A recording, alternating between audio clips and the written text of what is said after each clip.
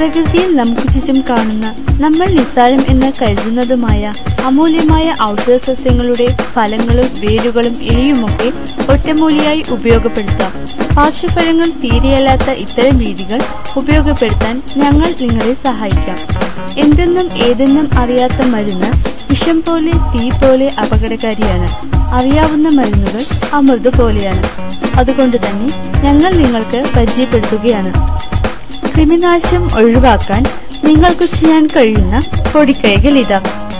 വിഴാലരി നന്നായി പൊടിച്ച് പാലിലോ തേങ്ങാപ്പാലിലോ കലക്കി കുടിക്കുക.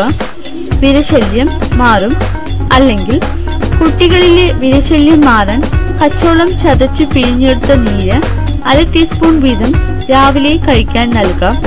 അതുമല്ലെങ്കിൽ ഇഞ്ചിയും മല്ലിയിലയും കൂടി അരച്ചു ചമ്മന്തിയുണ്ടാക്കി കഴിച്ചാൽ വിരശല്യം മാറും.